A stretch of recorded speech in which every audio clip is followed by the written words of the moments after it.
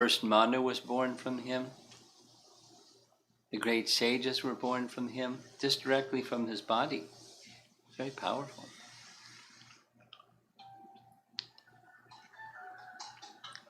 And we're going to be discussing about Brahma visiting Vrindavan. Have you visited Vrindavan? You don't remember? I think Okay. Visited. Uh-huh. He visited twice, in fact. Huh? He visited twice. Twice? But you must have been very small. Yeah. How small? How old? You don't know. Dad knows. How old was he? It was 2 years. 2 years. First trip, and I think 4 or 5 years. 4 years in the second trip. How old are you now? He's 7. You're 7. I was going to guess 7. You look 7. Okay.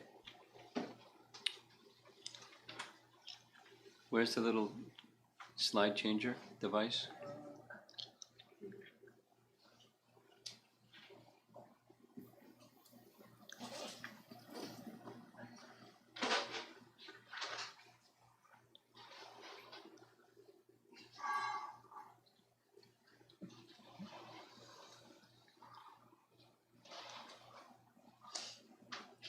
You live really close to the temple. You're very fortunate.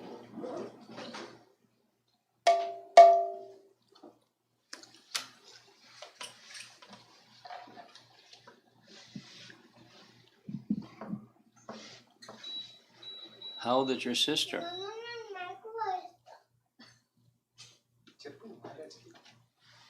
No, just one. Just one. She's 3 years. 3 years. I go.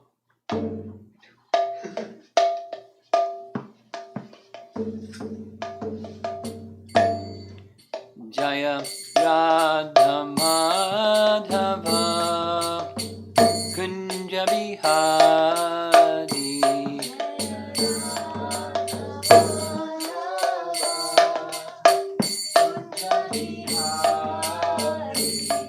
Jaya Radha Madhava Kunja Bihari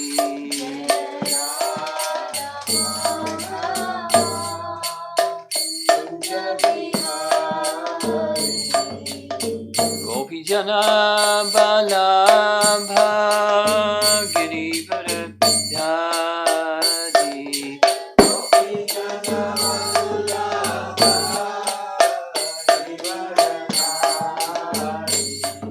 Gopi Jana Balabha Girivara Dhyadi Balabha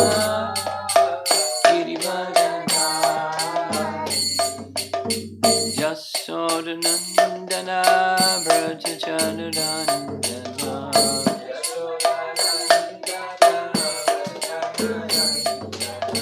Jasodhanandana Brajachanurandana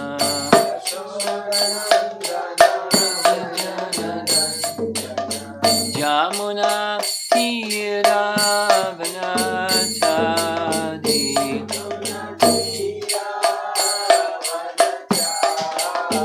Jamuna Tiravanachadi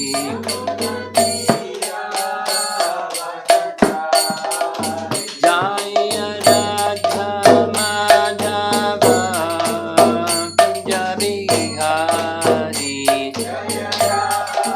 Madhava Kunja Bihari Jaya Radha Madhava Kunja Bihari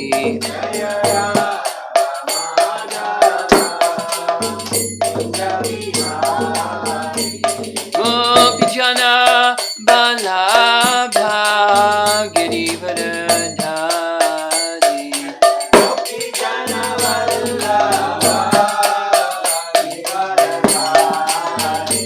Gopi Jana Balabha Girivara Dhari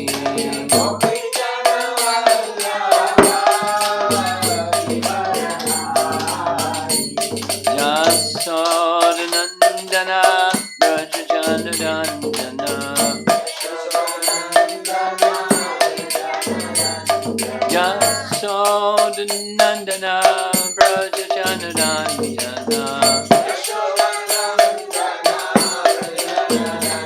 Jamunatira Vanachadi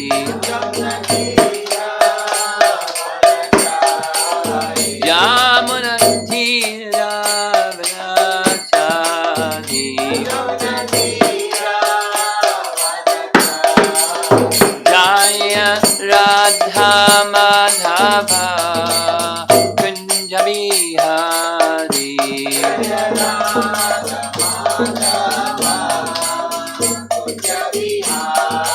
Jaya Radha Madhava Kunja Bihari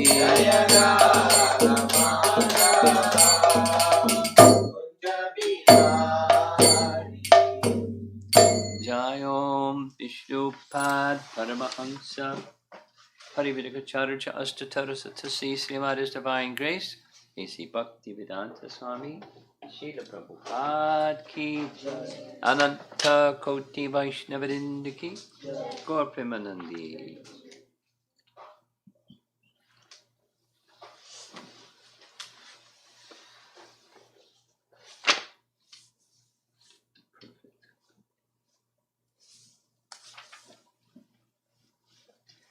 So we're continuing with Brahma's prayers. Brahma's prayers come in Canto 10, Chapter 14. And Chapter 13 comes before Chapter 14. And Chapter 13 was the last chapter that Srila Prabhupada translated and made the Bhaktivedanta purports. In that chapter, we find Brahma visiting Krishna in Vrindavan. And that very day that he visited Krishna in Vrindavan, he happened to witness one of Krishna's pastimes, the killing of the Aghasura demon. And after the Aghasura demon was killed, the cowherd boys went to have their lunch, and Brahma was very puzzled. He couldn't understand how great was Krishna. He wanted to understand how great was Krishna by a trick. And the trick was, he took the cowherd boys and calves, put them in a cave, and he wanted to see what Krishna would do. What Krishna did was he showed him his unlimited opulences. There's details, we'll show a picture in just a moment. And after seeing simultaneously the cow, we're going to hear some more about what he saw this evening. He saw all the cowherd boys and calves simultaneously in the cave and manifested in front of him, and then each of the calves and cowherd boys simultaneously manifested forms of Narayan, and simultaneously all the unlimited opulences of Narayan for each one, calling out very loudly in prayers of glorification of the Supreme Lord. And then we're going to hear they also then showed unlimited universes, and then poof, it was all gone, it was just Krishna. So Brahma understood all of what he just saw was Krishna's manifesting all those things and opulences and forms and personalities just out of his own potency, and then he withdrew that potency. So he understood now the opulences of Krishna are unlimited. He's the source of everything. Not that he didn't know that. He was in that state of bewilderment by Krishna's arrangement. And then the curtain was drawn back, then you could see Krishna as he is, and then he offers prayers. So that's chapter 14 is his offering prayers. So this is, as it says here, this is a little review. The first 8 prayers say many things, but the essence of it is he asserts the superiority of bhakti, And the process of Gyan is never going to be able to understand the unlimited and the eternal spiritual form of Krishna. So he rejects Gyan, which is something like what he was trying to do before, and accepts and submits fully to the bhakti process. Then the next section, it's 9 through 12, he offers profuse apology, and part of his requesting apology is then in the verses that we covered just yesterday, text 13 through 15. So here's a little slower view of 13 through 15. Brahma, as we see in this painting here, Brahma was born directly from the body of Narayana or Garbhodakshay Vishnu. In this case, Narayana is also used interchangeably with Garbhodakshay Vishnu.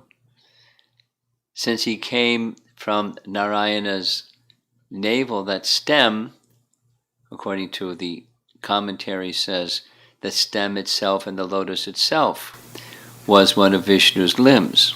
Just like as you see in the painting, Vishnu has 4 arms, and he also has a lotus flower coming from his body. The reference is 1.3.3 from Bhagavatam, that's also one of his limbs. It's a spiritual protrusion from his body. So he then presents this idea, since I was born directly from your body, you are my mother. And since you, Krishna, are the same as Narayan, Narayan is your expansion, you're my father. And since you're both my father and my mother, please excuse my bad activity. The mother with the child in the womb of the mother, when the child in the womb of the mother kicks, she doesn't feel ill feelings towards the child in her womb, because children in the wombs will kick. So similarly, I'm like that. I'm just this ignorant, foolish, misguided person. Please forgive me. So it's a part of his appeal for forgiveness. We read all these verses. This is a painting of Krishnadas Kaviraj, writing Chaitanya Charitamrita. And he explains these verses, 13 through 15, which we covered yesterday, in Adi Lila chapter 2. And here's a little summary that he draws from those 3 verses. Krishna is the original Narayana, and you're my father. And Brahma said, whoa, wait a minute. You're the original living being, and I'm just a little boy, so how can you say I'm your father? Please consider what you're saying here. Brahma says, it's true. I'll prove it. Here's 3 proofs. Krishna, you are the ayana, or the refuge, of all naras, or the aggregate of all living entities. Since you are their refuge, you are the original Narayana. And next, because the Purusha avatars, you are the source of them, and you, Krishna, sustain and support as well as invest potencies in the Purushas, and those Purushas give shelter to all living beings. You're the original Narayan. And here's the 3rd proof. Krishna oversees the wanderings of all living entities, because another meaning of this word ayana is overseeing wanderings. So he's upadrashta in the language of Bhagavad Gita, or here ayana. He's overseeing the wanderings of all living beings. So you're Narayana. And since you're Narayana, you're my father. And since I came from your abdomen, you're my mother. So again, please forgive me. So it's establishing a very important teaching that's the foundation of the whole Srimad Bhagavatam. 1.3.28, that Krishna is the origin of everything and everyone. That's his realization that he gained from seeing this wonderful vision in chapter 13. He's born on this lotus that has a stem, and below the stem you see the splashing of the waves at the bottom. That's the Garbhodak ocean. So he now understands that Krishna is the source of him, the source of the Garbhodak ocean, and the source of everything that exists. So now the next section we're going to go through is he's going to further expand on his realization of what he saw at chapter 13, this vast expanse of Krishna's unlimited opulences. There's implications. Here's what he saw.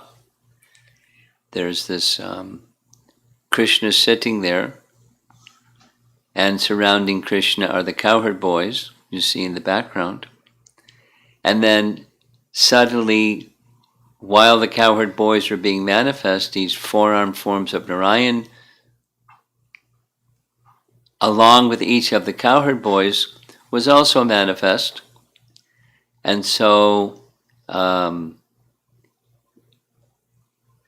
then all of the potencies of Narayan, each one of them singing the praises, the potencies personified were singing praises of Lord Narayana.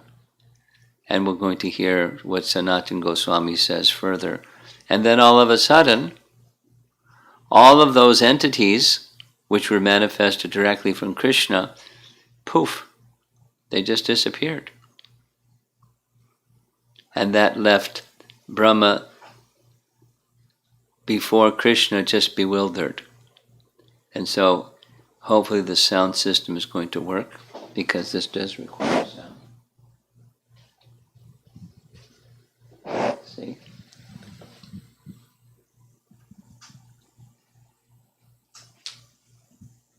It should be playing, but it's not playing. What do we have to do? Just check this, where is the audio going? Audio going to direct, so change the computer. And then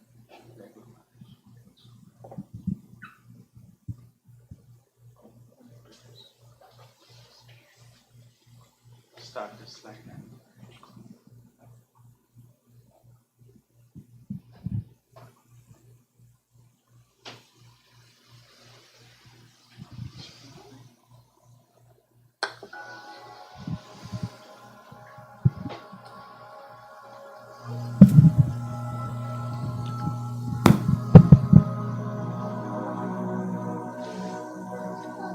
Lord Brahma attempts to express the ramifications of the opulence that he has seen Krishna display. He prays to Krishna, "O Lord, I previously was unable to either understand or see you due to the coverings of your own Maya, your illusory energy. But you are the controller of that Maya, and that was proved by Mother Yashoda's seeing the universe within your abdomen. Now, at the present, that universe is externally manifest as your inconceivable energy, and it is therefore all that I perceive. Today, by your manifesting, all the cows, cowherd boys, and Vishnu forms were being worshipped by all living entities. You've demonstrated that the entire creation is your inconceivable potency. And now I'm seeing before me the original form of the unlimited, supreme, absolute truth. To the ignorant, You seem to be of this material world, although it is you who appears as Brahma, the creator, who appears as Vishnu, the maintainer, and as Shiva, the destroyer. To demonstrate that you, the absolute truth, is an unlimited transcendental person, you descend within the universe as avatars, and you take birth among the demigods, sages, humans, animals, and the aquatics. As an avatar, you then, by your spiritual potency, perform your innumerable, inconceivable, mysterious pastimes. Due to you, this entire universe, which, like a dream, is by nature unreal, nevertheless appears real, and thus it covers one's consciousness and assails one with repeated miseries. This universe appears real because it is manifested by the potency of illusion emanating from you, whose unlimited transcendental forms are full of eternal happiness and knowledge. You are the one Supreme Soul, the primeval Supreme Personality, the Absolute Truth, self-manifesting, endless and beginningless. You are eternal and infallible, perfect and complete, without any rival, and free from all material designations. Your happiness cannot be obstructed, nor have you any connection with material contamination. Indeed, you are the indestructible nectar of immortality. By the grace of his spiritual master, a jnani can mix bhakti with his jnana. He will then be able to see you as the soul of all souls. He will be able to see you as the super soul of his own self. This vision will allow him to cross the ocean of material existence. For one who has thus realized you, the illusory energy at once subsides, for he is free of the false vision of perceiving anything as separate from you. Seeing you with this vision of knowledge, and remaining in knowledge of you, devoid of the false perceptions that are the cause of the existence of the material world, his ignorance and illusion cease.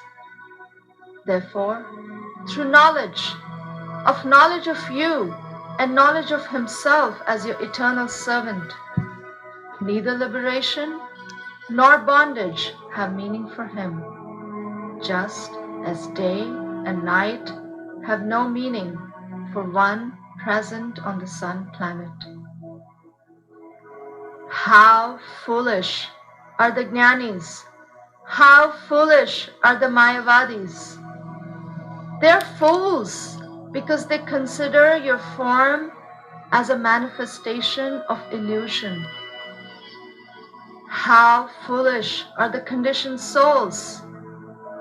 Regardless of how intelligent they think themselves as being, they all perceive themselves as their bodies, and they thus fail to see their self as part of you. They're all fools because they reject you, and in so doing, they search for the Supreme Soul outside of your Supreme Personality. How foolish are all of these so-called learned men.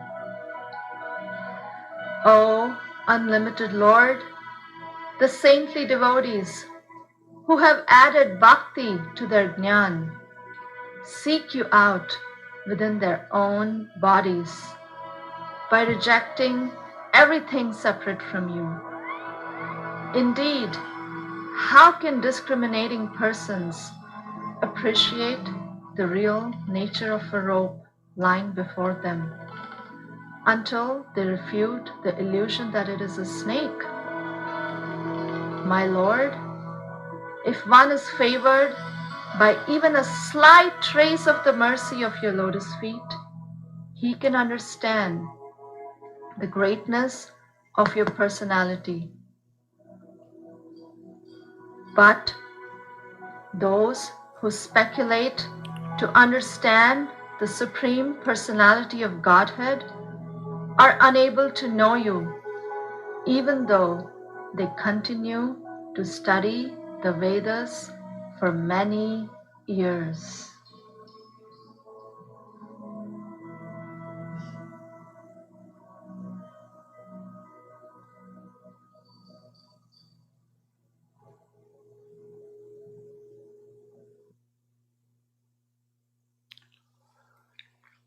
So that's a summary from verse 15 through verse 29.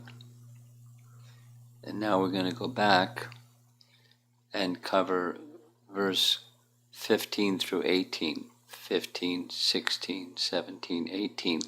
Actually, 15 is where we ended up yesterday. And 15 is part of that group where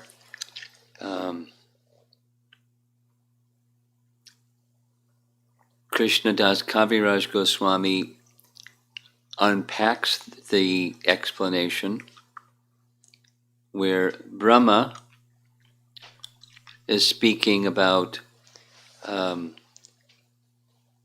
Krishna, this little boy, little cowherd boy, and he's the original, Brahma's original living being, that this little boy is his father, and Brahma's saying, Brahma, wait a minute, I'm a little boy. And you're the oldest person in the universe. How is it that I'm your father? So he gives his proofs. And now he's going to explain further the theme, as you heard, and will continue as we're going along. But there's a theme about what's reality and what's illusion. Because within that image, that the vision that Krishna gave to Brahma, there's both reality and illusion. There's the material creation, and then there's the spiritual reality that is the foundation of the creation. There's cowherd boys that are jivas with bodies, and then when they're kidnapped, Krishna manifests cowherd boys that are fully spiritual, Satchitananda Vigraha cowherd boys, spiritual forms that are actually Krishna but looking like the cowherd boys, and calves that are actually Krishna but looking like calves. But it's Krishna, it's Krishna's mystic potency or spiritual potency manifesting in spiritual form. And then that, so, etc. All the rest of what he displayed is Krishna's spiritual potency that knows no limit. Krishna knows no limit, and Krishna's potency, non-different than him, no limit. And he can expand and he can withdraw just by his willing. Anything, everything. Both of the spiritual and the material realm. So there's this, it's philosophy, and some people don't like philosophy, they like stories. But it's, stories are resting upon philosophy. So what's real? That's a nice question. what's false, what's true, what's false, what's reality, and what's illusion. And the short, we'll go through these 17, 18, 19, 16, 17, 18, but the short of it is, in one sentence, we will not understand Krishna except through bhakti. And through bhakti we can realize that Krishna, the absolute truth, the source of everything, has unlimited and inconceivable potencies, and by his will he can expand them or extend them, he can maintain them, he can withdraw them. He can do with his potencies whatever he likes, simply according to his will. Simply according to his will. No constraint on Krishna. So then comes, he's the source of everything and can extend and withdraw his potencies. Then comes the next question that goes throughout this whole series. What's reality and what's illusion? So in this first verse, text number 16, there's an important term that extends throughout the whole rest, and that is, one of Krishna's qualities is Maya Dhamana, like Kaliya Dhamana, the subduer. He's the subduer of Maya, Maya Dhamana.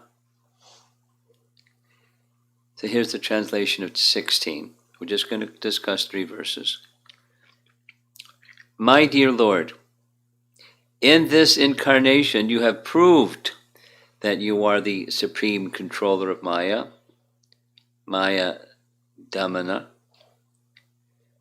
Although you are now within this universe, the whole universal creation is within your transcendental body, like Mahavishnu. Within Mahavishnu, the whole universal creation is there. And within Garbhodakshay Vishnu, the everything of this universe is within Garbhodakshay Vishnu. And it comes out from his navel as a lotus and Brahma, and then the whole construction of the universe comes from Brahma, but it's within the stem of that lotus. So he's within the universe, and the whole universe is within inside him. That's a contradiction, right? A fact you demonstrated by exhibiting the universe within your abdomen before your mother Yashoda. So this is chapter 14. And chapter 8 of Canto 10 is Mother Jasoda looking inside Krishna's mouth and seeing the universe within Krishna's mouth, along with seeing Yasoda looking inside Krishna's mouth, within Krishna's mouth. So just say it again. This topic is a profound topic. It's not an easy to grasp topic. What's real and what's illusion? So Krishna is the master of illusion. He is Maya Dhamana. He's the subduer of Maya. So he's the master of Maya, like Maya Jakshena Prakriti, Bhagavad Gita. He oversees Prakriti. He's in charge of it. It doesn't move without his sanction. So when Krishna manifests these universes, are they real or are they illusion or Maya? And in one sense, you stand out in the middle of traffic and you get squished, so it's like real. Or it's winter out in Chicago and it's cold out, you go out without a jacket on and it's cold out. We feel, the sense perception is it's real. And on the other hand, that which seems to be real, we'll play the video again, this little recording, that seemed to be real, but actually that's a potency of Krishna that makes it seem to be real, like it feels cold, Or you feel squished by an automobile when you get hit by a car. Feel pain. Seems to be real. But it's not real in the absolute sense. The perception of it is that it's real. So it's a philosophical topic. There's more to say, but we'll just read. And then there's this situation of the universe that's around us, in which Krishna appeared in this universe. And then there's the universe that's within Krishna, that Mother Yasoda saw. And further. Here's the BBT purport. Lord Brahma here describes the inconceivable spiritual potency of the Lord. So that's kind of like the banner. The inconceivable potency. Because he saw it. And he's like blown away. He couldn't understand it all. It's inconceivable. The unlimited and inconceivable potency. That's Bhagavan. Example. We may find a pot within a house, but we can hardly expect to find that same house inside the same pot.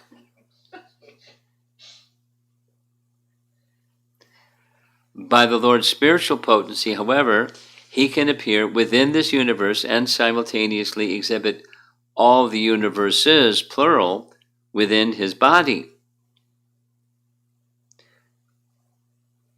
One may argue that since the universes seen by Mother Yashoda within Lord Krishna's abdomen were within the Lord's body, they are different from the material universes manifest externally.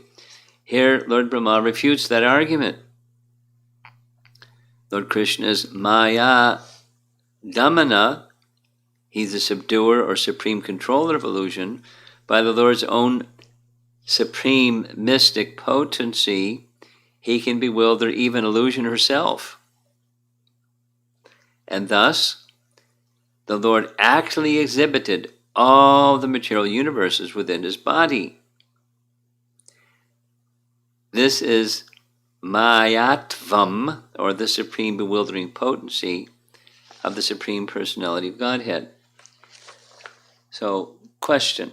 This is a Bhagavad Gita quiz question. But I didn't state the question. You've already got the answer? Would you like to know what the question? Do you know what the? No. You're going to answer my question. Where in Bhagavad Gita does Krishna describe what Brahma is describing? Where does Krishna describe what Brahma is describing? This mystic potency. Does that sound familiar? Yogam Aishvaryam, 9th chapter.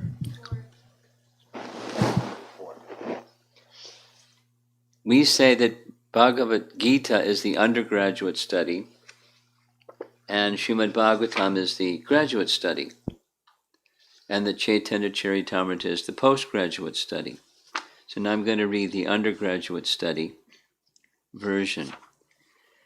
In the beginning of chapter 9, Krishna says, I'm going to describe something that's very confidential, that it's not easy to understand, but you can understand if you're faithful. So then he describes text 4. By me in my unmanifested form,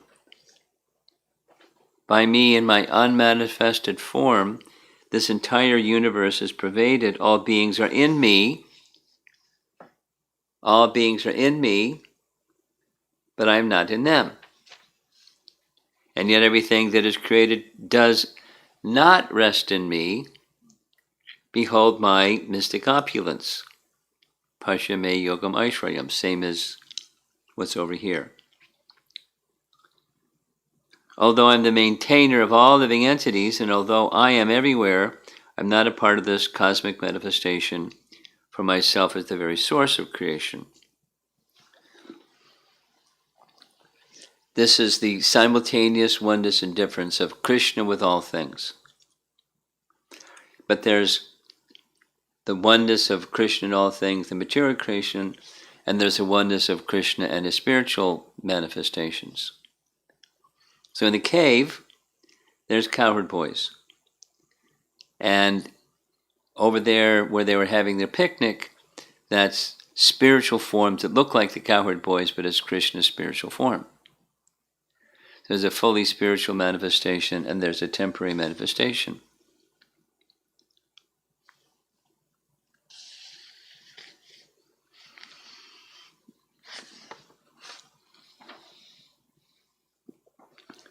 Sanatana Goswami explains that so his reference is made to Brahma is making reference to an earlier chapter or earlier pastime of Krishna, Mother Jasoda looking inside Krishna's mouth. That this whole discussion by our acharyas is that which she saw in his mouth real or not? And if you say it's not, then what does it say about the universe in which Krishna is within? Is that real or not? Maybe some people want to say one is real, the other's not real. Some people want to say, the one that he manifested in her mouth is real and this one isn't real. Some people want to say they're both not real. Some people want to say they're both real. And there's like this dispute about what's real.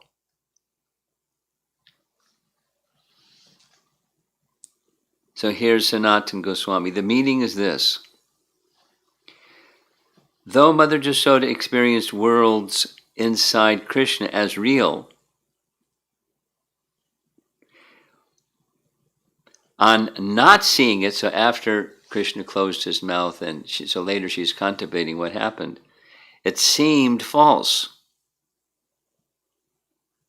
like a dream, or a magician's trick, or I better go lie down, I'm seeing things, I'm hallucinating, I better go see a doctor. Thus, though the external world existed, she thought it also might be false after the fact. This Maya was conveyed by her, she discussed it with Nanda Maharaj and others. The same occurred when Krishna yawned while drinking milk. So there's a pastime. Mother Jasoda was feeding her child, and she wanted to feed her child with her breast milk. She opened his mouth and she saw everything inside his mouth. But she was Mother Jasoda, so just went on with feeding. But she saw everything is within Krishna. Everything is within Krishna. We say it all the time. Is there something that doesn't exist within Krishna? And then if it exists within Krishna, Krishna can manifest it, Krishna can withdraw it, but it exists because it's within Krishna. So what's within Krishna is real, and what Krishna manifests is real, but temporary. Like now you see it, now you don't. Like a magic trick. Or a dream, now you see it, now you don't. When we're seeing a dream, does it seem to be real? It don't only start to seem unreal when you're starting to wake up. But when you're in the midst of dreaming, you can even see yourself moving around in your dream, and you're the observer of yourself moving around in your dream, and it looks real. And there's feelings, there's happiness, there's fear, there's like sometimes people wake up screaming, ah, and then they wake up.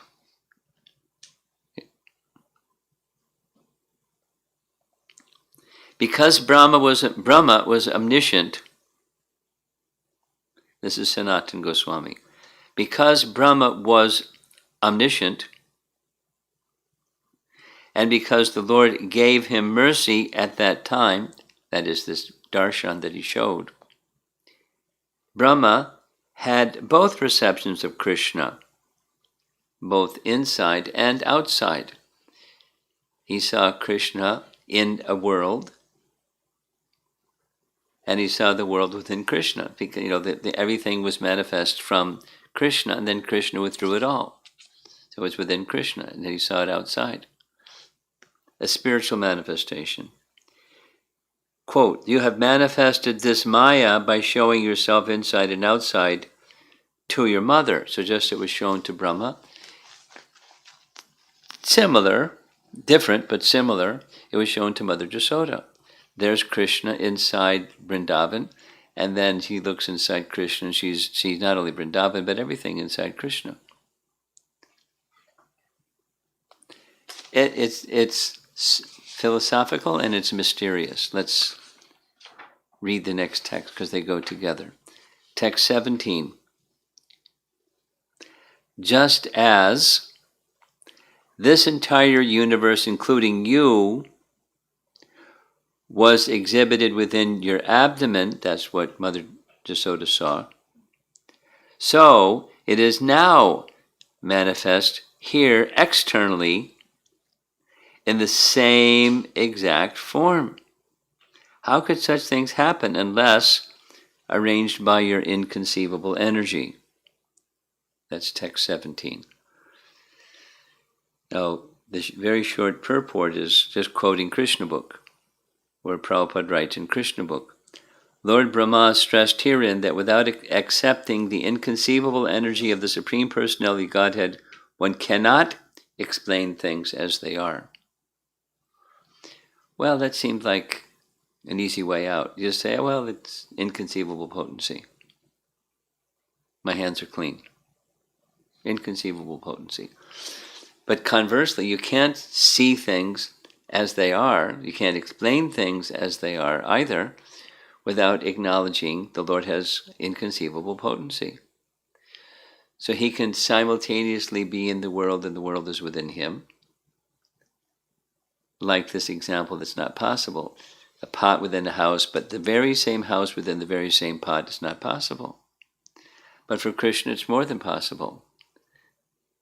It goes on all the time. It's his yogam aishvaryam, it's his mystic potency, inconceivable potency. And one has to accept that he has inconceivable potency. Otherwise he's not God. But he's God, so he has to have inconceivable potency. And the inconceivable potencies can do inconceivable things because they're inconceivable. This is on the theme of bhakti versus gyan. And by gyan, one cannot, in these verses, we'll play the little video again. By gyan, you can't understand these. You can't, he said it earlier, he's saying it again here, and he's going to say it again and again. Because many people want to understand things through their speculative powers, and they can't. They can't, at least they can't understand transcendence. They can't understand the Supreme Person within transcendence, where everything is within him and he is within everything that he has created. It's double talk to the empiricist. It's either this or that. It can't be this and that.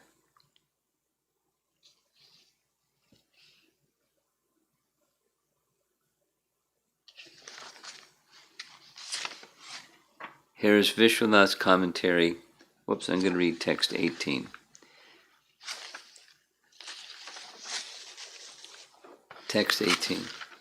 There's pages and pages of very profound philosophical explanation, which I'm not going into because it's too challenging to have everybody capture it. Here's text 18. Brahma says, have you not shown me today, that vision that he showed him, that both you yourself and everything within this creation are manifestations of your inconceivable potency? First, you appeared alone, and then you manifested yourself as all of Vrindavan's calves and cowherd boys, your friends. Next, you appeared as an equal number of four-handed Vishnu forms who were worshipped by all living beings, including me. And after that, you appeared as an equal number of complete universes. Finally, you have now returned to your unlimited form. as the supreme absolute truth, one without a second. Short purport from the BBT book publication. As stated in the Vedic literature, we hear this one all the time, Sarvam Kalvidam Brahma. Everything that exists is an expansion of the Supreme Personality of Godhead. Thus, everything is ultimately part and parcel of the Lord's spiritual existence. This is the oneness. By Lord Krishna's causeless mercy, Lord Brahma personally experienced that all existence, being the potency of God, is not different from him. And then it's different from him too, at the same time. Mysterious. Here's Vishwanath's commentary, and we're almost done. The universe you displayed within your belly, that's to Mother Jasoda, and the universe displayed outside that you showed to your mother, and all the unlimited universes passing in and out of the pores of your Karnadakshayi form, that was in the first 8 verses, all are produced by your material energy and are therefore designated as Mayaka. This I have already understood, but today I realize the existence of thousands upon thousands of spiritual universes formed through your inconceivable, powerful Swarup Shakti. What object exists independent of you in the thousands of universes that you have shown to me today? To say negatively, there isn't anything outside of Krishna's potencies. Spiritual or material. Everything is his. It's of him or it wouldn't exist. There is nothing, for everything is emanating from you. You have shown to me not the material nature of the thousands of universes, but their spiritual basis. How? First you were alone. Then by your Swarup Shakti you expanded as all the cowherd boys and calves of Vraja. Then by Yoga Maya you covered all the cowherd boys and calves and revealed the countless 4-handed forms composed of your Swarup Shakti. What types of forms were these? These forms were worshipped by all conscious entities, from the blades of grass to all the Brahmas. Then you became all the universes of all the countless Brahmas. Then Yogamaya, by your desire, covered all this and revealed the one form, Advayam, of the pure, perfect Brahman, with immeasurable, incomparable beauty. For my benefit, you remain uncovered before my eyes through the potency of Yogamaya. Far out, huh? Brahma got some special, he's especially qualified. So he got some special darshan. And he's able to explain it and understand it and communicate, which for us is like so high we can't even imagine how high, is what Brahma is experiencing, what he's saying, and how the puzzle pieces fit together. Here's Sanatana Goswami on this text 18 purport. Did you not show me today the Maya of the material world, different from you, seen with great variety, and existing within this world, which is like a dream or fantasy? Yes, you did. How was this? You were first alone, then you were with the cowherd boys and calves. That was not false. What was you was all unlimited. Thus the boys and calves, though limited by differentiation, were unlimited. They were Krishna, appearing like the cows or the calves and cowherd boys. And Brahma's so. I don't know how what we would understand if we had that experience. Probably wouldn't have the experience because we wouldn't know how to comprehend it. But Brahma is comprehending it and is explaining what he has comprehended. First, it was just overwhelmed with awe and veneration, and now his bhakti is allowing him to sort it all out and explain to Krishna. It's really, he's explaining for our benefit. So here's the topic once again. What's illusion? What's reality? And there's spiritual reality, and there's material reality, or something that looks like reality, but it's temporary, and therefore not absolutely real. But it's of Krishna, so it's his potency. It's not non-existent or Jagat Mithya. It's not false. It's not what it appears to be, but it's not false. So here's a chair. And it exists. We can sit on it or put our books on it or all kinds of other things. It exists. But it's temporary.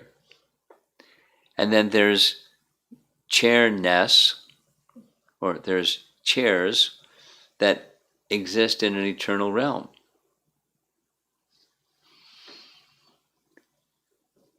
There's a whole lot more to say philosophically, but both the chairs of the spiritual world and the chairs here in this material world, they're emanations from Krishna. They're different potencies of Krishna. And so what's being said here by our acharyas is the spiritual basis and support behind the material manifestations, whatever that might be. In this case, it's calves and cowherd boys. But whatever there might be, so I'm looking out the window and there's a sidewalk and a yard. And so what's the spiritual foundation behind that? There's a basis and support. Krishna is the basis and support of all things. We heard earlier, verses 13 through 15, he's the basis and support of the Purushas. He's the basis and support of the universes. He's the basis and support of the universes that were within the mouth of Mother Yasoda and within the world in which he is situated, in which Krishna is also situated. Krishna is the basis and support of that. And he enters into it, and he withdraws it. Just he can withdraw the cosmic manifestation, and just as he withdrew the calves and cowherd boys in the Narayan forms, he can extend and withdraw and they're spiritual forms. And both spirit and matter, they're resting in him. So they're all within him. And then he can expand them and be situated as if he's within them. But they're actually there within him. Which sounds like double talk. But it's his mystic power. And so just circling back around to what's being said, is keeping it really simple as possible. Bhagavan not only has 6 opulences in full, Bhagavan has all potencies of unlimited quantity and unlimited variety. That's Bhagavan. Innumerable and inconceivable potencies, and he can exhibit them and withdraw them at will. And he does sometimes exhibit and sometimes withdraw them.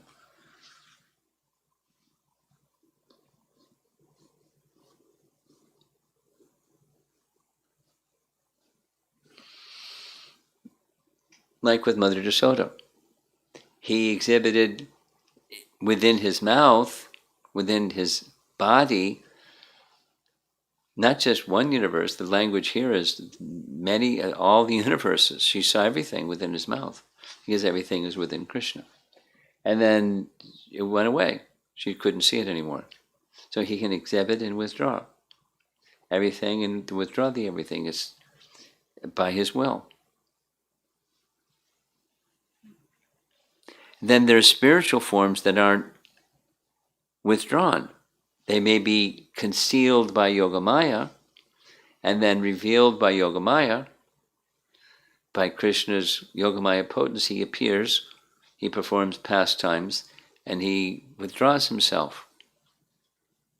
And his appearance isn't material, and his disappearance isn't material. There's different potencies of the material universes, and this, as is being described here, the spiritual basis of those material universes. Material universes are resting upon, their basis and support of them is the spiritual reality. Krishna is that spiritual reality in his various potencies. This is Sambandha Gyan. It's an understanding of the relationship of all things with the source of emanation. That's Sambandha Gyan. And to have a proper understanding is inspirational. Let's say, I'll end with this. The whole of Sankhya, which is this is Canto 10. The whole of Sankhya, which is Canto 3 in the Bhagavatam, leads to meditation, leads to pure devotional service. It's not just a philosophy, it's just kind of hanging out there somewhere, and somebody likes philosophy, so they study Sankhya philosophy, and it's just a philosophy. And not just a philosophy. When properly understood, it leads to dhyan, and with dhyan it leads to bhakti.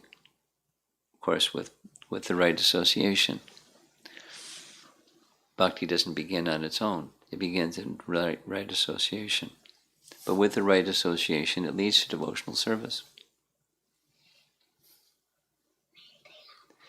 So, similarly, studying this, our acharyas are not going to go waste their time on something that's just dry philosophy.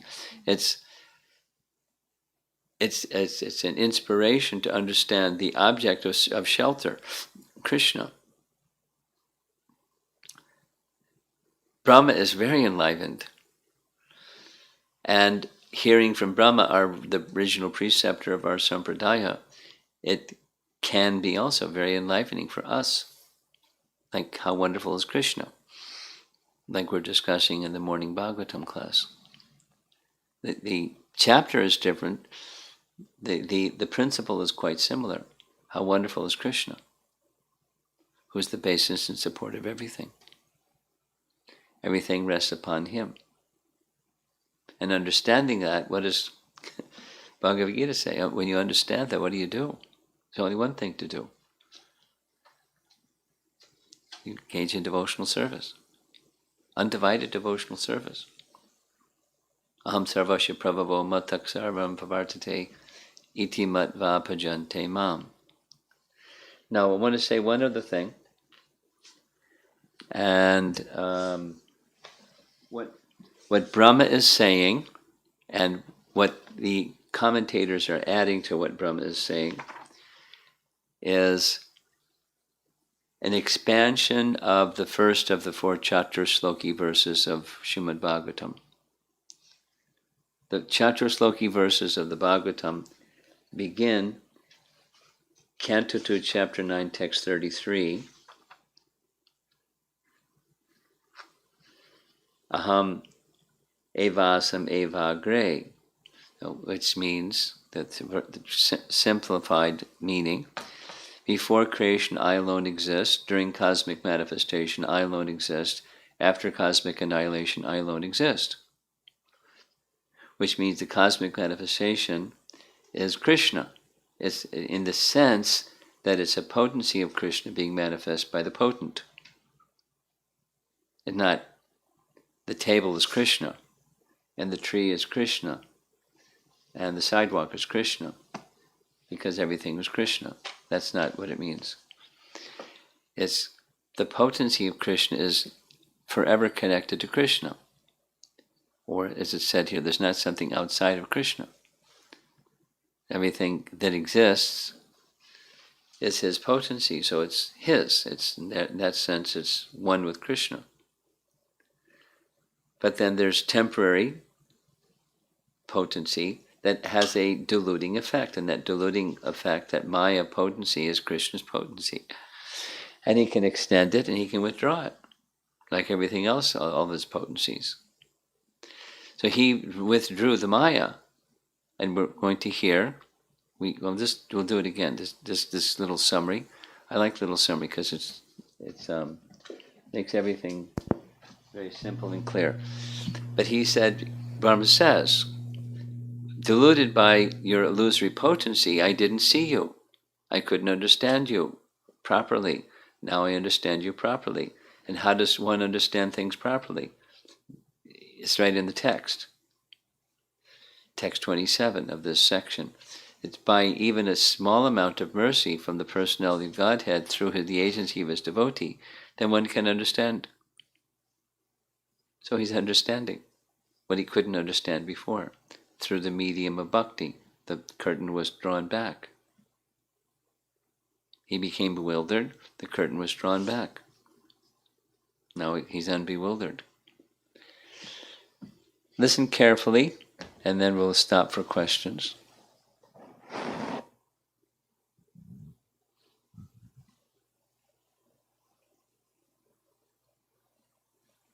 You okay? Yeah, fine.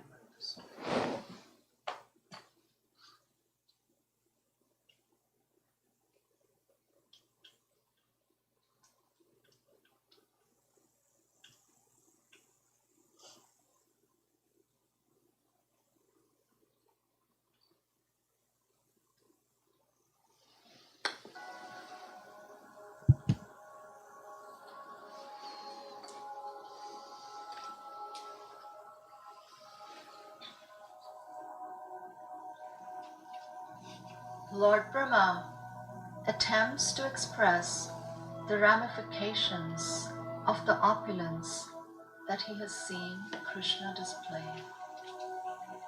He prays to Krishna, O Lord, I previously was unable to either understand or see you due to the coverings of your own Maya, your illusory energy. But you are the controller of that Maya, and that was proved by Mother Yashoda's seeing the universe within your abdomen. Now, at the present, that universe is externally manifest as your inconceivable energy, and it is therefore all that I perceive. Today, by your manifesting all the cows, cowherd boys, and Vishnu forms who are being worshipped by all living entities, you've demonstrated that the entire creation is your inconceivable potency. And now I'm seeing before me the original form of the unlimited, supreme, absolute truth. To the ignorant, you seem to be of this material world, although it is you who appears as Brahma, the creator, who appears as Vishnu, the maintainer, and as Shiva, the destroyer. To demonstrate that you, the absolute truth, is an unlimited transcendental person, you descend within the universe as avatars, and you take birth among the demigods, sages, humans, animals, and the aquatics. As an avatar, you then, by your spiritual potency, perform your innumerable, inconceivable, mysterious pastimes. Due to you, this entire universe, which like a dream is by nature unreal, nevertheless appears real, and thus it covers one's consciousness and assails one with repeated miseries. This universe appears real because it is manifested by the potency of illusion emanating from you, whose unlimited transcendental forms are full of eternal happiness and knowledge. You are the one Supreme Soul, the primeval Supreme Personality, the Absolute Truth, self-manifesting, endless and beginningless. You are eternal and infallible, perfect and complete, without any rival, and free from all material designations.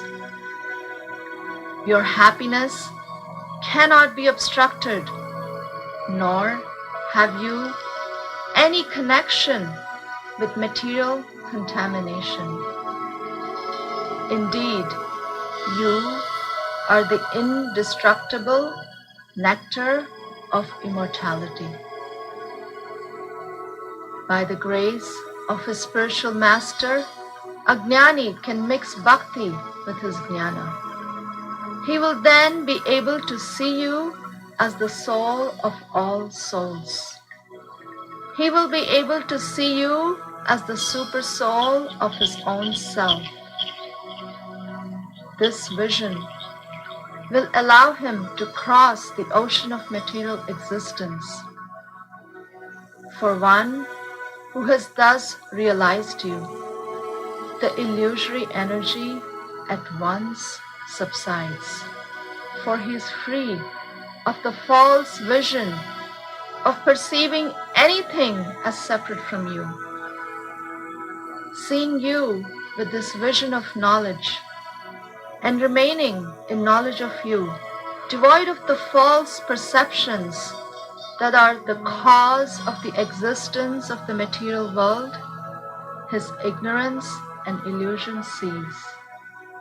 Therefore, through knowledge of you and knowledge of himself as your eternal servant, neither liberation nor bondage have meaning for him, just as day and night have no meaning for one present on the sun planet. How foolish are the jnanis! How foolish are the mayavadis! They're fools because they consider your form as a manifestation of illusion. How foolish are the conditioned souls!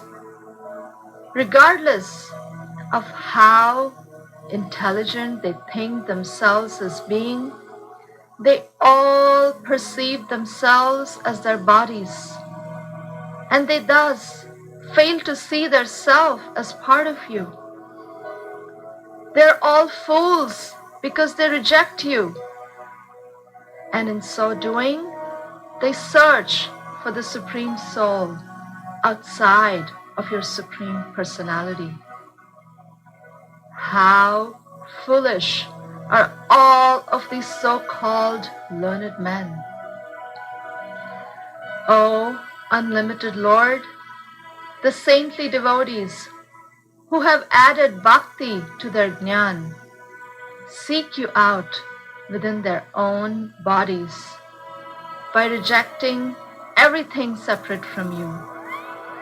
Indeed, how can discriminating persons appreciate the real nature of a rope lying before them until they refute the illusion that it is a snake? My Lord, if one is favored by even a slight trace of the mercy of your lotus feet, he can understand the greatness of your personality. But those who speculate to understand the the Supreme Personality of Godhead, are unable to know you, even though they continue to study the Vedas for many years.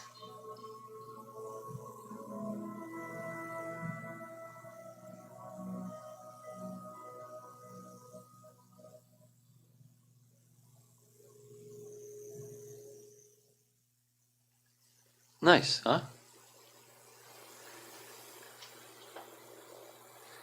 Let's see if there's some discussion. It's already 18 minutes before the hour.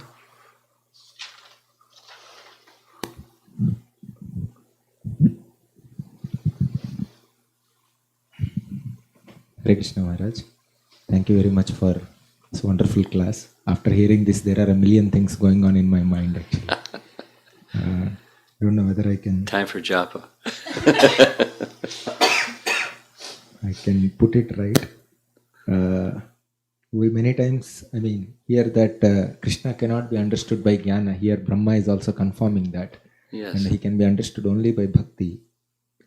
Then how can we perceive Krishna as an objective truth? Because many times we have this understanding that the process of bhakti itself is subjective in one sense. Like Krishna also says that yathamam prapajyante, that it depends on how a person approaches Krishna. I'm not sure how you're using the term objective truth. Objective truth to you means what? The object of truth. There's subject, object. There's the ashraya and vishaya. So he's the vishaya. That's the objective truth. He is the source of everything.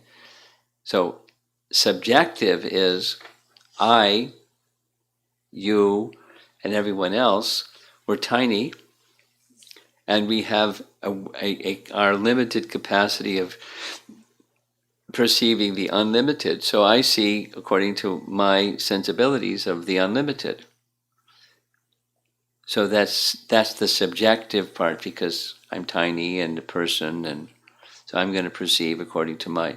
That doesn't change the object. The object is the source of everything. So my little understanding, Brahma's understanding is, and our understandings are subjective, but the object isn't subjective. The object is the source of everything. Does that address your question or no? Yes, Maharaj, it addresses, but it is something like now, Prabhupada is the Acharya for our movement. Okay. We are understanding Krishna according to Prabhupada's understanding. Well, he gives Siddhanta, but my understanding of my relationship with Krishna is going to be personal or subjective, but it doesn't change the Siddhanta. There is not one source of everything. And that one source of everything is the Supreme Person. And his name is Krishna.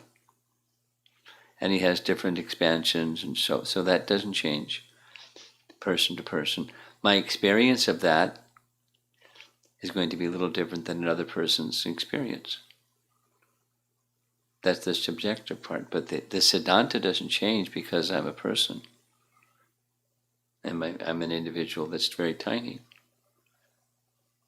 So when we preach, when we go out and preach, is it the Siddhanta that is what we are giving people and allowing them to experience Krishna according to that? Well, yes,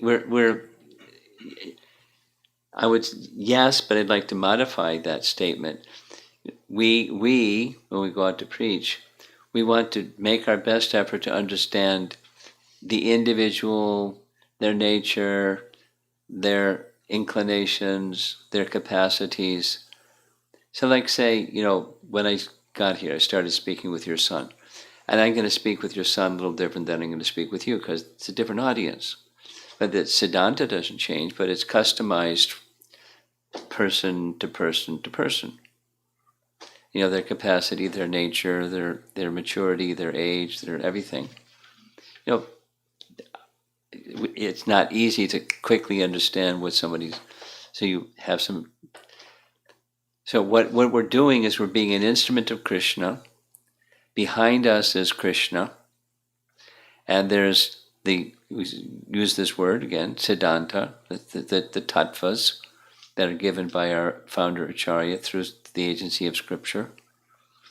And we're customizing it according to the audience, what they might want to be able to accept and understand. And you may say less, you may say more, you may say it this way, you may say it that way. But you're guided by your faith in the Siddhanta that's come to you from the founder Acharya. You're an instrument, according to capacity. Thank you, Maharaj. One point which really struck me was this world is real, but it is not as real as like how we see it. It is, yeah, that is what kept me thinking so much. Actually, we are not seeing the reality, although it is real and temporary. Yeah, that's right. Thank you. Okay.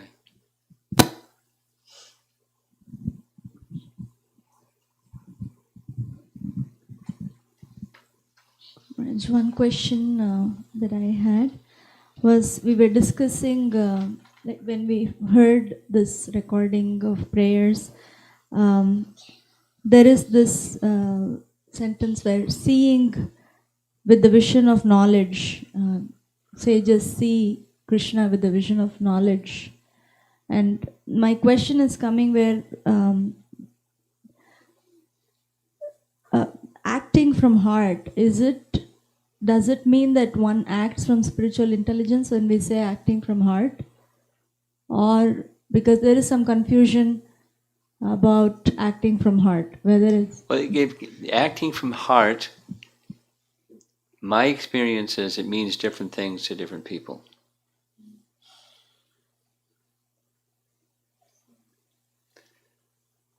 So I guess it would depend on which persons you're speaking to, what it means. But certainly, acting and knowledge and the realization that one receives, the realization implies, my understanding is, realization implies that it's a reciprocation. Realization is a reciprocation from Krishna. And even the realization may be limited, not unlimited, not complete, absolutely complete and perfect. But some realization that's a reciprocation from Krishna, especially if it's confirmed by scripture that realization is from Krishna. And that touches the heart. Krishna revealed this, so you feel some Krishna connection. But what you understand in the moment that you didn't understand in the previous moment, that realization, with the acting and knowledge and getting some realization, it can be very modestly from the heart.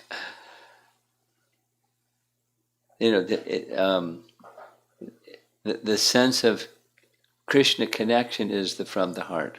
So the Krishna's feeling, Krishna's kindness and the Krishna connection through the medium of that realization, that's from the heart. What you feel in your relationship with Krishna, that's from the heart.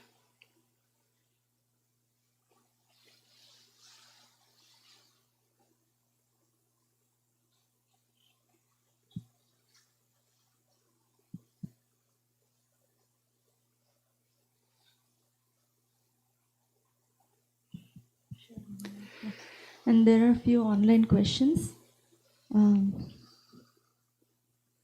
Sri Radhika Mataji's question. Go ahead. Is it a correct understanding that when a devotee like Arjuna or Maharaj Parikshit is covered by illusion, it is the covering of Yoga Maya and is directly arranged by Krishna? Yes. Whereas while holding Lord Brahma in absolute respect, we understand that he was covered by Lord Krishna's external energy.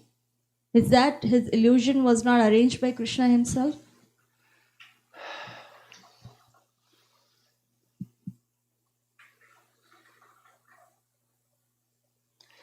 I've heard Srila Prabhupada say different things at different times on this. So, sometimes he says like she's saying, and sometimes he says he's a pure devotee. So that means his bewilderment was like Arjuna's and Maharaj Parikshit's. At different times, these 2 ears have heard both of those things in recorded lectures. So it's hard to say definitively yes or no to her answer, to her question, in response to her question.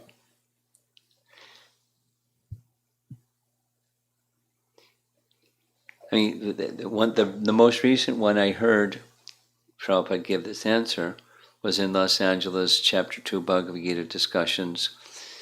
It was, the topic was Sthitta Pragya, and what are the symptoms of a Sthitta Pragya? And somebody asked this question about Brahma, when he became bewildered.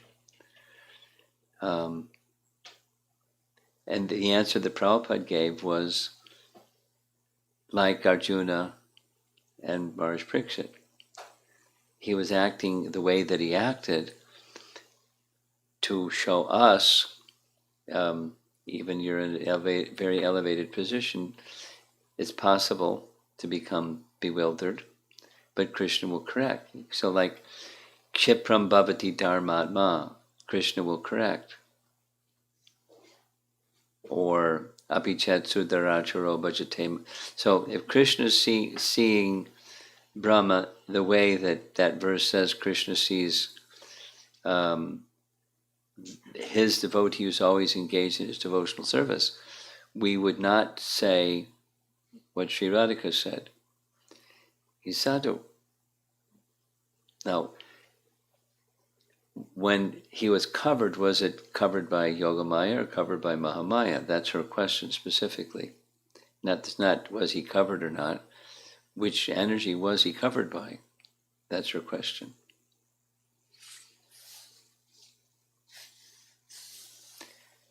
And this Sthitta Pragya conversation, Los Angeles, 1972 or something like that.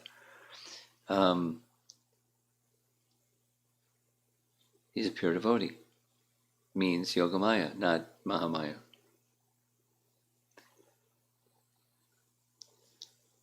That was his answer at that time. Okay.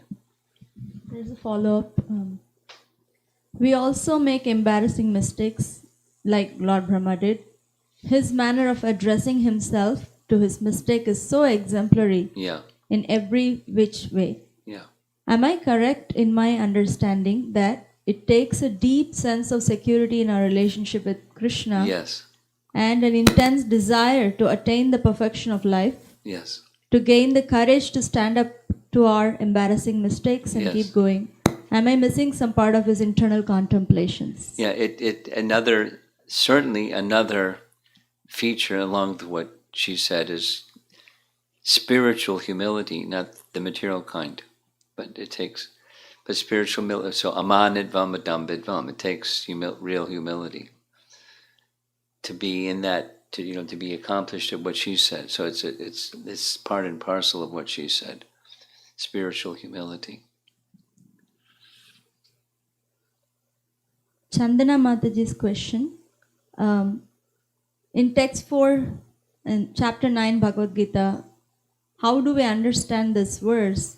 Because Krishna says, I'm not in them. Does that mean that he temporarily exhibits and withdraws? No.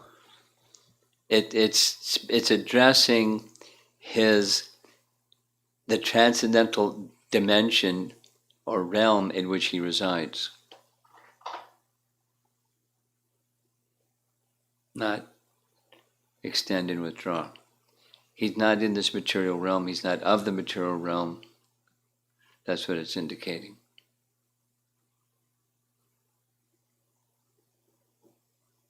The realm of his existence is another dimension than where we are. Okay? And Srujana Mataji's question, what is the purpose of creation? Well, it's a twofold purpose. House of detention and house of correction. Like a prison, in an ideal sense. It's to restrain people that are going to harm others, and it's to correct them from that miscreant mentality. House of detention, house of correction. And in that house of detention, there's the illusory sense of happiness, so it's giving living entities an opportunity to try to be enjoyers independently of Krishna, which is not possible, so it's illusory. But it's detention while they're trying to be enjoyers and further implicating themselves in their detention period, like a prison.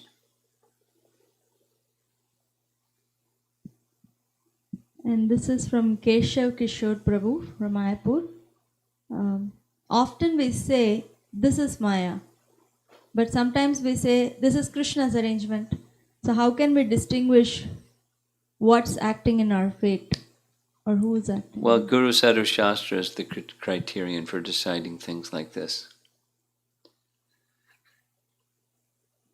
And unfortunately, we make decisions on the answer to his question based upon the mind, not necessarily Guru Sadhu Shastra. The mind leaning this way, and so mental inclination says whatever it says. The mind leaning that way, so it says whatever it says. But the real standard is not the mind, the real standard is Guru Sadhu Shastra. So how do we zero in on Guru Sadhu and Shastra? That requires spiritual qualification. You say he's in Mayapur? That's what he went to. So he's stuck. So he's stuck in Mayapur, he can't go anywhere right now in India. Yeah. Is he planning to come back? You don't know. Okay, go ahead. Amara Mataji's question. In Bhagavatam first verse, Srila Vyasadeva says, I meditate upon you or Vasudeva because. So there's a reason for his meditation. Similarly, Krishna says in Bhagavad Gita, Iti matva bhajante mam. Does this imply bhakti is done with proper understanding or knowledge and not just sentimentally? Well, it can mean that. It can mean something else. It can mean that when one does have proper understanding, the evidence that they do have proper understanding is devotional service is performed. So one is, as I heard it, maybe I didn't hear it correctly, but it's kind of like cause-effect, and that's one way of looking at what it's saying.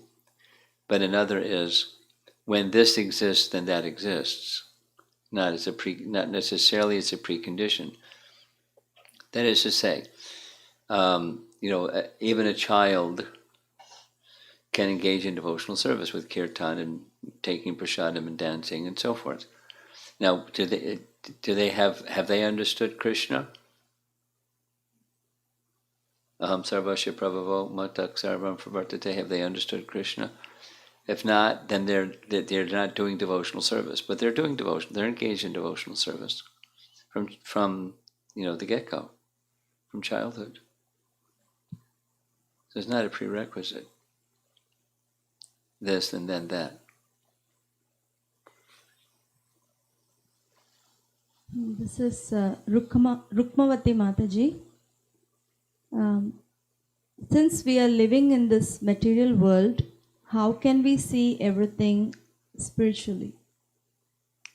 Well, for starters, see through knowledge. Jnana chakshusha or shastra chakshusha. See as Krishna sees. So read Bhagavad Gita and then you can see as Krishna sees. And then you start to see as Krishna sees just by reading Bhagavad Gita. You start to see differently. Your worldview starts to modify just by sound.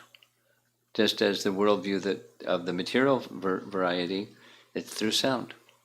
Sound modifies our worldview. Sound modifies consciousness. So through contact with bhakti and the sound vibration coming from bhaktas, coming from scripture through bhaktas, that can bring us to the right place. Sound is everything. Okay? More? This is Kalpataru Mataji. Guru Maharaj, you mentioned that Krishna is a controller of Maya. And job of Maya Devi is to distract all the devotees or preventing the devotees to get closer to Krishna. Well, it's not just the devotees, it's souls. The cats and the dogs and the trees and the birds and the fish and the elephants and everything. So based on what does Krishna allow Maya Devi to act upon any living entity? Because of desire, they want. He's reciprocating with their want. It was like, why creation? Because people want. Krishna doesn't want. Does Krishna differentiate the act or influence of Maya Devi on devotees versus all the living entities? The Yogamaya potency works differently than the Mahamaya potency, but let's just say somebody's a neophyte and they're intermittently going back and forth between trying to please Krishna and trying to be an enjoyer, trying to please Krishna, trying to be an enjoyer. So they're vacillating or moving back and forth between external and internal energy. So it's where the attention goes, specifically where the attention goes in relation to Krishna. Then different potencies are going to be acting.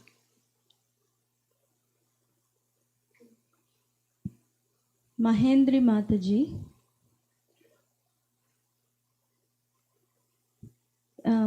can you shed some light on the nature of illusion of this world?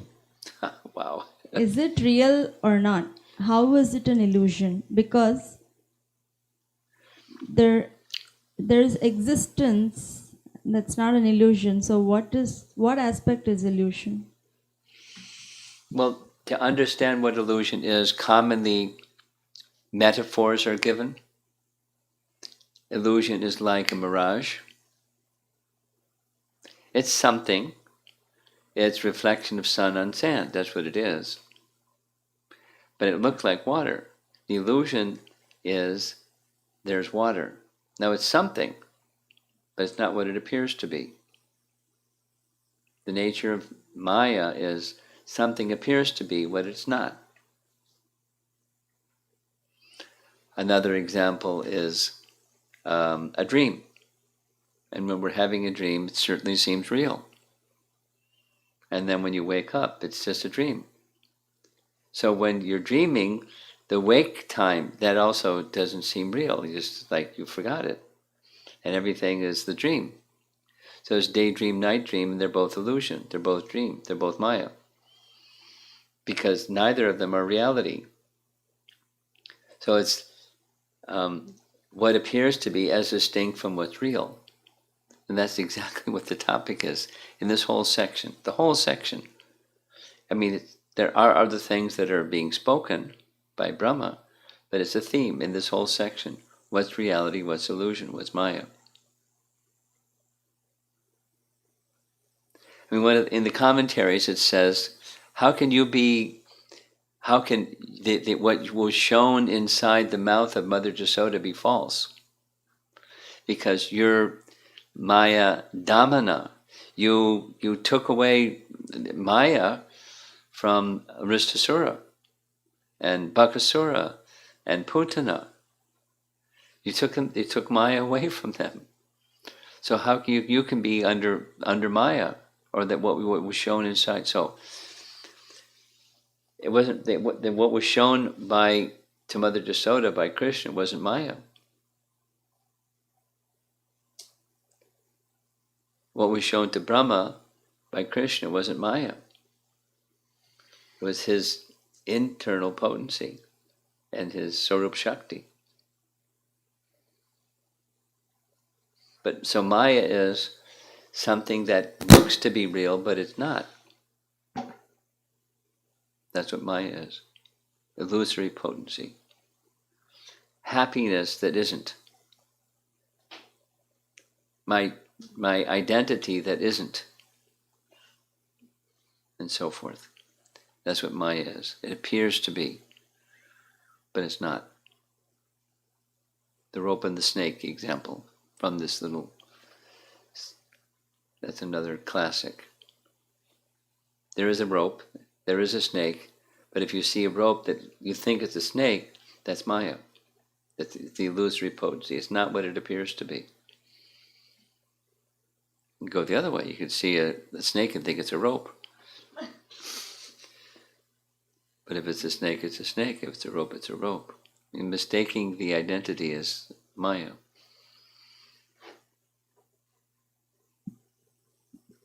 And Amara Mataji's question. In Lord Chaitanya's one of the pastimes, the devotee did not know reading, but he was crying since Lord was a charioteer. How to understand these two aspects at my level? I'm not sure what the contrast is, two aspects. Do you understand her question? I may be related to the previous question about is bhakti done with knowledge and not just sentimentally? But probably you already answered it. I'm not clear what her question is, so I don't know how to respond to her question. Let's go on. Pira Mataji's question, is Brahma a post? Yes. And in the Garbha ocean, Garbhodakashai Vishnu lies down and from his navel comes a lotus and Lord Brahma is appearing. And we heard yesterday that there is Kshira ocean and Karana ocean. Are there any details on how or what activities unfold in Kshira and Karana ocean? What's the difference between them? No, are there any pastimes that happen in these two, Kshirodakashai Vishnu and Karanodakashai Vishnu? Well, one of the celebrated pastimes with the causal ocean is the milk ocean is the churning of the milk ocean and producing things. Suggested by Vishnu to the demigods, that the demons are more powerful, so let's do this. So that's a pastime that comes to mind. Your specific question is what are pastimes connected? No, Guru Maharaj, like when we see Garbhodakashai Vishnu, there is like Lord Brahma is coming and all that, like lotus and Yes. Brahma. Similarly, is there anything related to Kshirodakashai Vishnu in the Kshira ocean and Karanodakashai Vishnu in Karna ocean? Are there any specific pastimes? Are they specific pastimes? Yeah. Well, that's why I'm confused. The relation, then pastimes. Detail of activities of Kshirodakashai Vishnu and Karanodakashai Vishnu. Right? Yeah. Well, sure, the Karanodakashai Vishnu creates the universes. But, it's not so much about the ocean upon which he's lying. It's just it's an ocean upon which he's lying and he generates universes.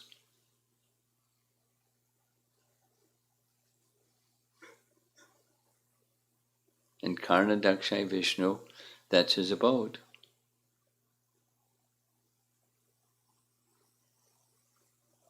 Where the place where the demigods go and so forth and so on.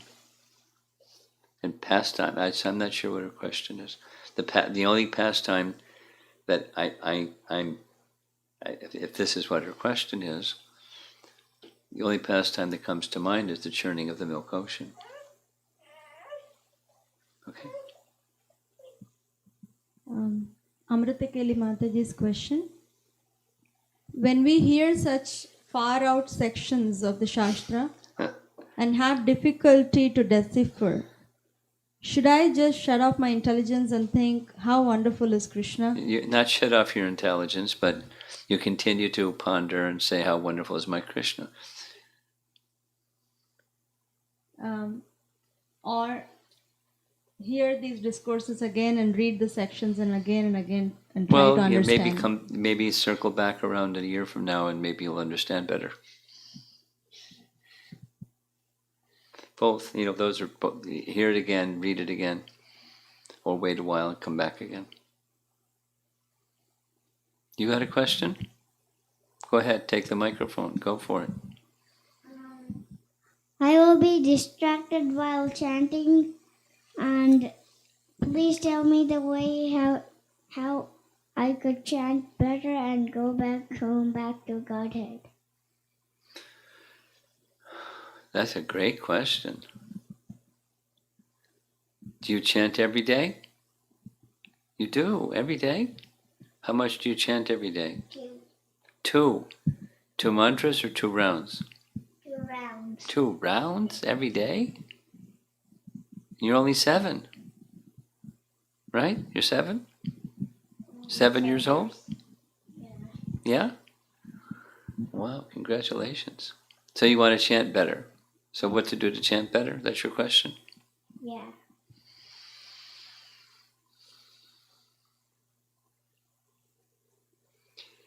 Well, there's many things one can do, but since I don't know you, I don't know which one might be most appropriate or comfortable for you.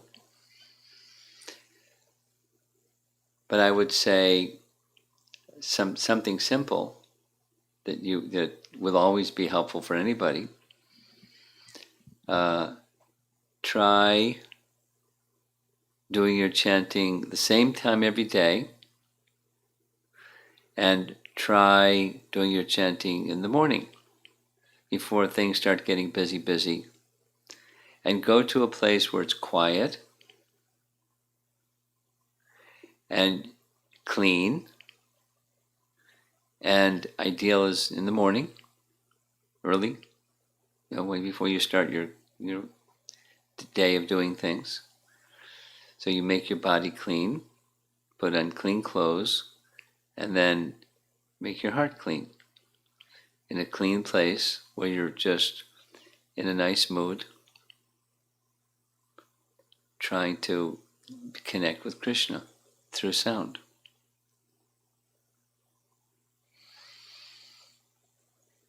You're taking a sound bath.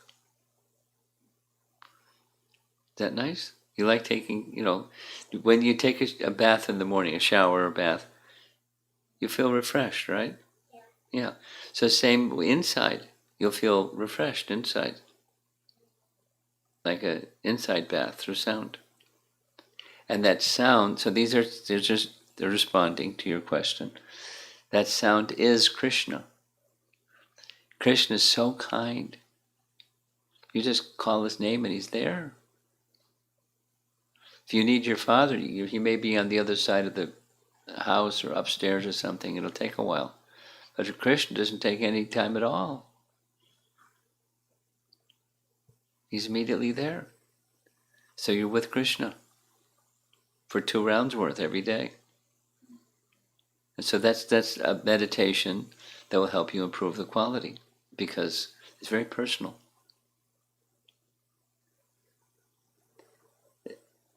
Okay? Good. One more question, we're going to end. Kasturi Manjari Mataji's question. Lord Brahma was able to recognize his mistake and then accept his mistake. Sometimes it so happens that I can recognize I made a mistake, but it's difficult to express, maybe due to false identification or fear of spoiling the relationship. How should I get over this block? Well, start with your relationship with Krishna, and you just go and confide in Krishna.